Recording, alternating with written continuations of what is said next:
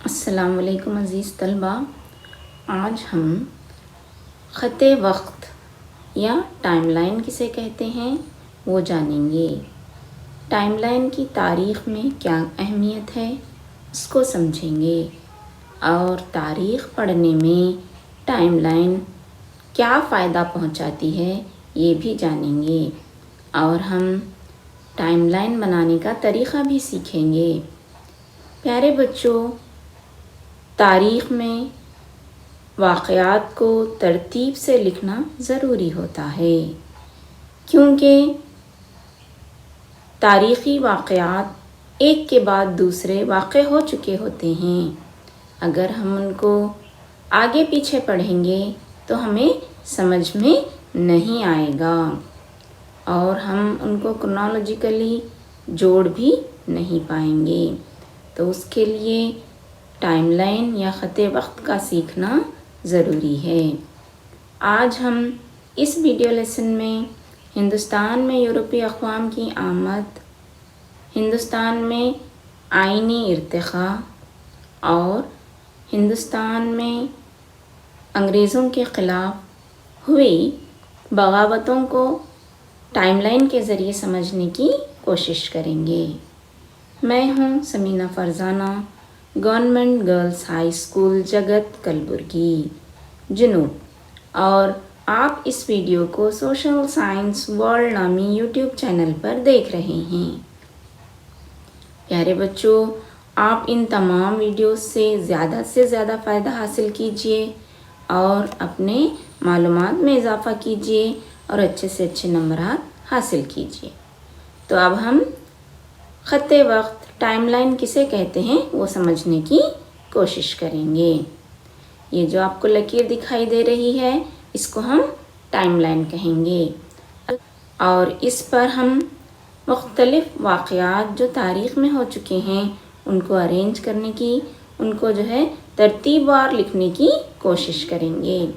ہم پہلا سبق لیں گے یورپی اقوام کی آمد۔ تو سب سے پہلے واقعہ اس میں کیا ہوا تھا؟ 1453 عیسوی میں عثمانی ترکوں نے قسطنطنیہ فتح کیا۔ یہ پہلا واقعہ گزر چکا تھا۔ اس کے بعد دوسرا واقعہ کیا ہوتا ہے دیکھیں گے۔ واسکو ڈی گاما کا ہندوستان کا نیا بحری راستہ تلاش کرنا۔ یہ 1498 عیسوی کی بات ہے۔ دیکھتے جائیے آپ، سال پہلے 1453 آیا، اس کے بعد 1498 آتا ہے۔ اسی طرح دوسرا واقعہ دیکھتے ہیں بچوں، جو ٹائم لائن پہ آتا ہے وہ ہے بیجاپور کے سلطان سے پرتگالیوں کا گوا فتح کرنا۔ یہ واقعہ کب پیش آیا تھا؟ 1510 عیسوی میں۔ یہ واقعہ ہم یہاں پر ٹائم لائن پر ارینج کریں گے یا رکھیں گے۔ اس کے بعد جو واقعہ پیش آتا ہے اسے ہم اگلے پائیدان پہ رکھیں گے، وہ ہے انگریز ایسٹ انڈیا کمپنی کا قیام۔ یہ 1600 عیسوی میں ہوا تھا۔ پھر اس کے بعد کا جو واقعہ ہے وہ یونائٹڈ ایسٹ انڈیا کمپنی جو ڈچ قوم کی تھی اس کا قیام ہوتا ہے، وہ 1602 عیسوی میں ہوتا ہے۔ آپ تاریخ پر غور کرتے جائیے، آپ سمجھ جائیں گے کہ 1453 کے بعد کون سا واقعہ ہوا؟ 1498 کا، پھر 1498 کے بعد 1510، پھر 1600 عیسوی، پھر 1602 عیسوی۔ اس طرح آپ واقعات کو بھی یاد رکھیں گے اور تواریخ کو بھی سمجھ سکیں گے۔ اس کے بعد 1617 عیسوی میں انگریزوں نے سر تھامس راؤ کو جہانگیر کے دربار میں بھیجا تاکہ تجارت کا فرمان حاصل کر سکیں، اور شہنشاہ جہانگیر نے انہیں تجارت کرنے کا فرمان بھی دیا تھا۔ یہ سن عیسوی کون سی تھی؟ 1617 عیسوی۔ تو بچوں، اگلا جو واقعہ ہمارے خط وقت پر آئے گا وہ ہے فرانسیسی ایسٹ انڈیا کمپنی کا قیام۔ یہ کب ہوئی تھی بچوں؟ 1664 عیسوی میں۔ اس کے بعد ہماری ٹائم لائن یا پھر خط وقت میں اگلا جو واقعہ پیش آئے گا وہ ہے کرناٹک کی پہلی جنگ۔ اس طرح آپ تاریخ کو ترتیب وار سمجھ پائیں گے۔ یہ ہوئی تھی 1746 سے 48 کے درمیان۔ پھر ہماری تاریخ میں اگلا واقعہ ہوتا ہے وہ ہے کرناٹک کی دوسری جنگ۔ یہ کب ہوئی تھی؟ 1749 سے 1753 54 सन ईस्वी। फिर कौन सा वाक़या पेश आया? जी हाँ, कर्नाटक की तीसरी जंग, ये 1756 से 1763। इस तरह अगर हमें ख़त पर तमाम वाक़यात को लिखते जाएंगे तो ये टाइमलाइन बन जाएगा।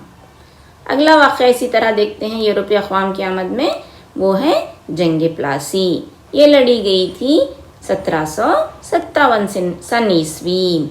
इसी तरह अगला वाक़या जंग बक्सर, ये 1764 सन ईस्वी। अब आप देखते जाइए किस तरह जो है ईस्वियाँ एक के बाद एक जो है यहाँ पर मुनज़्ज़म तरीक़े से रखी जा रही हैं। यही अमल को हम टाइमलाइन कहेंगे, ख़ते वक्त कहेंगे। यूरोपीय अक़वाम की आमद में अगला जो अहम वाक़या है वो दो अमली हुकूमत का है, जो 1765 सन ईस्वी में रॉबर्ट क्लाइव ने बंगाल में राइज किया था। आप तमाम जानते हैं दो अमली हुकूमत का मतलब होता है जो ख़र्च के जो इंतज़ाम के जो शोबे थे वो नवाब और हिंदुस्तानी राजाओं को दिए गए थे। लगान वसूल करने का जो है हक़ अंग्रेज़ों को दिया गया था।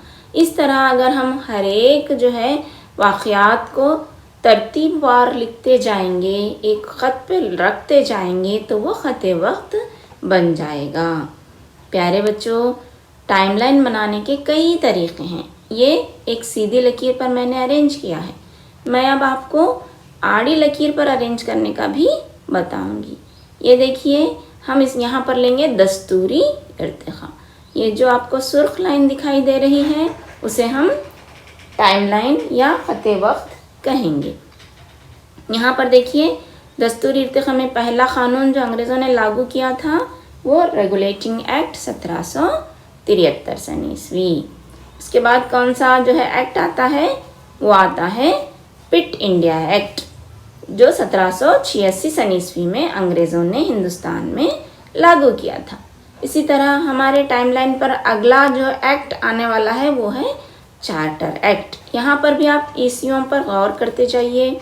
चार्टर एक्ट 1813 सन ईस्वी, पहला 1773, फिर 1784, 1813, यानी हमारी सन ईस्वी धीरे धीरे आगे बढ़ते जाती है और हम इसको टाइमलाइन पर अरेंज करते जाएंगे तो हमारा टाइमलाइन तैयार हो जाएगा।